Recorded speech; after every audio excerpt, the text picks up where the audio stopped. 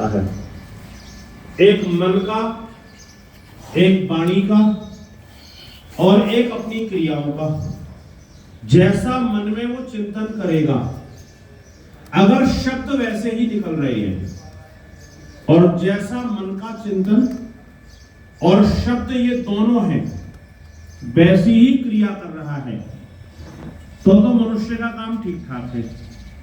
लेकिन हम करते क्या है, मनस्य अन्यत, मन से अलग प्रकार का सोचना, वाणी से अलग प्रकार का सोचना और कर्मणा अन्यत, कर्म से कुछ और कर देना।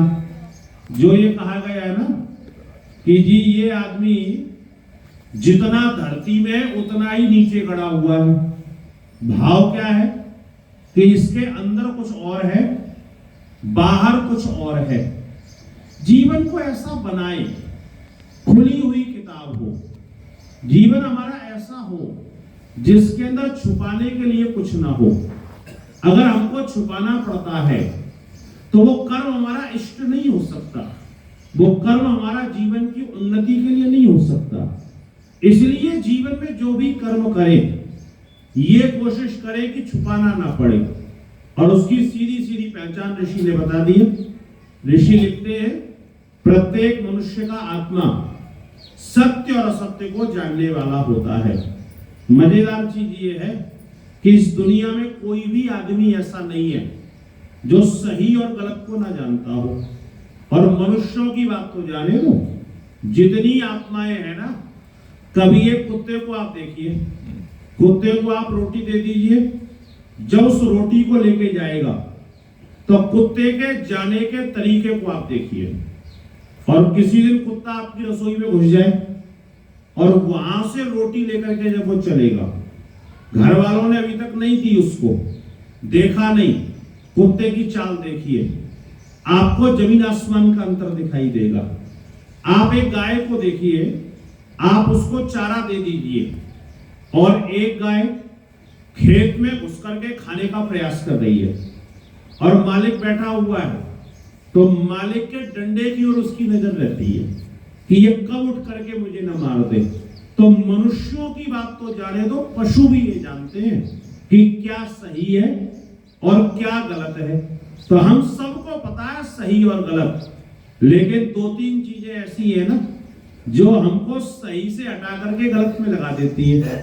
एक तो हट है, मनुष्य अगर हटी हो जाए ना जी, मुझे तो ऐसा ही मानना है, चाहे संसार पलट जाए, चाहे मैं गलत ही हूं, लेकिन मुझे यही मानना है, वो आदमी कभी भी सही काम नहीं कर सकता। एक दुराग्रह आ जाए, दुराग्रह का भाव क्या है कि जी मेरे बड़े लोगों ने ऐसा किया इसलिए मुझे भी ऐसा ही करना है, हमारे बड़े लोगों ने ये काम किए हैं इसलिए अपने पूर्वजों की परंपरा को थोड़ी ना तोड़ सकते हैं। ये जो परंपराओं के संवाहक हम बन जाते हैं, परंपराओं के संवाहक बनो, लेकिन कौन सी परंपरा? सम्यक परंपरा के संवाहक बनो। और जो व्यक्ति सम्यक परंपराओं का संवाहक बनता है वो व्यक्ति जीवन के अंदर उन्नति करता है। लेकिन इसके साथ साथ में एक वस्तु बड़ी विचित्र है जिसके कारण से मनुष्य गलत करता है और उसको स्वार्थ कहते हैं। आदमी के जीवन में स्वार्थ आ गया तो स्वार्थी व्यक्ति जो होता है ना वो अपना और पराया नहीं देखता है। स्वार्थी व्यक्ति जो होता है वो धर्म और अधर्म नहीं देखता है। अगर ये चीजें हैं तो जीवन के अंदर क्या होगा? गति हमारी गलत होगी।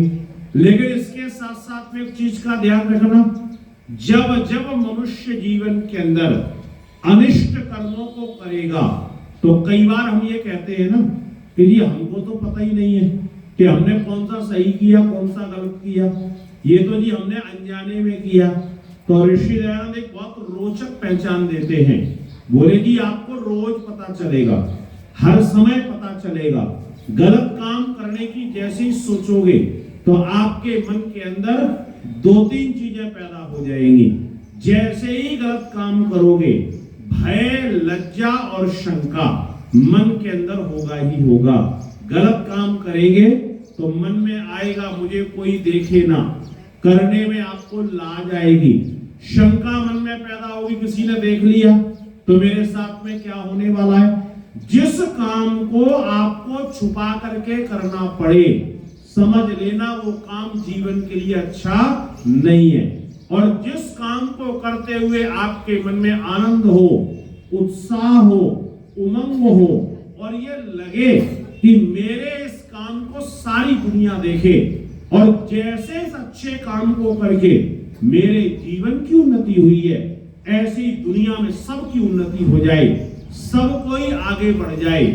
जो काम आपको उत्साह देगा, जो काम आपको उमंग देगा, जो काम आपके जीवन में विशेषताओं को भरेगा, वो काम आपके जीवन के लिए उन्नति कारक होगा। लेकिन कई बार ऐसा होता है, गलत करते करते करते करते करते करते इतना मजबूत हमारा संस्कार हो जाता है कि फिर गलत भी हमको गलत लगना बंद हो जाता है। एक चोर को देखोगे ना, जब रात में अपना सामान आमान लेके चलता है चोरी करने के लिए और मान लो असफल होकर के आ गया, जब असफल होकर के आया तो दूसरे दिन जब जाता है ना, तो उसी उत्साह के साथ में जाता है, उसी उमंग के साथ में जाता है। आप शराबी व्यक्ति को देखिए, एक दिन शराब पीता है, पीने के बाद शरीर की भी हानि, धन की भी हानि, लेकिन दूसरे दिन फिर से चल देता है। पहले दिन खूब गाली खाई, खूब संकल्प लिया, लेकिन हुआ क्या कि जो ये बार बार करने की परत चढ़ गई हमारे ऊपर, वो परत हमको सत्य दिखाई नहीं देती है और उसके अंदर फिर क्या करना पड़ता है, जब बार बार करके गलत हो जाए तो उसको साफ करने के लिए भी फिर प्रयत्न करना पड़ता है, फिर मेहनत उसके लिए करनी पड़ती है। और उसका योग दर्शन का एक मंत्र आप याद रखना, योग दर्शन में महर्षि व्यास लिखते हैं कि मनुष्य को जीवन को उन्नत अगर करना है तो उसको अपने बुरे संस्कारों को दग्ध भी करना पड़ेगा। उन बुरे संस्कारों को दबाने से काम नहीं चलेगा, उनको एक तरफ रख देने से काम नहीं चलेगा, उनको जला करके नष्ट करना पड़ेगा। और वो जल करके नष्ट कैसे होंगे का, वो नष्ट होंगे तप के द्वारा, वो नष्ट होंगे स्वाध्याय के द्वारा, वो नष्ट होंगे ईश्वर प्रणिधान के द्वारा, वो नष्ट होंगे होम हवन यज्ञ के द्वारा, वो नष्ट होंगे साधु संतों के संग के द्वारा, वो नष्ट होंगे दृढ़ संकल्पों के द्वारा। जब अपने जीवन को हम पूरी योजना पूर्वक लेकर के चलते हैं, अभी हमारे जीवन की जैसी योजना होनी चाहिए वैसी योजना शायद नहीं बन पाई है। हम तो बस चल देते हैं, बस चल देते हैं। दुनिया के अंदर दो तरीके के लोग होते हैं। जब हम संध्या करते हैं ना, तो संध्या में एक मंत्र का पाठ करते हैं, तब चक्षुर्देव हितम। और इस मंत्र के अंदर एक चीज आप देखेंगे, इसके अंदर जैसे ही मंत्र आगे बढ़ता है तो वहां आता पश्येम शरदाशतम जीवेम शरदाशतम। अब ये मंत्र जैसे ही आता पश्येम शरदाशतम जीवेम शरदाशतम, तो पाश्चात्य जगत के वेद के जो विद्वान थे उन्होंने वेद पर एक आक्षेप लगाया। बोले जी वेद उल्टी बात कर रहा है। बोले जी कैसे उल्टी बात कर रहा है? बोले पहले जिएंगे तभी तो देखेंगे ना, मरने के बाद कौन देखता है? और वेद कहता है जीव पश्येम शरदाशतम और जीवेम शरदाशतम, पहले देखो और जियो। तो वो कहते हैं जब जिएंगे ही नहीं तो देखेंगे क्या? तो वेद को कहना चाहिए जीवेम शरदाशतम पश्येम शरदाशतम। लेकिन हमारे विद्वानों से पूछा गया ना, तो हमारे विद्वानों ने कहा दुनिया में दो तरीके के लोग होते हैं।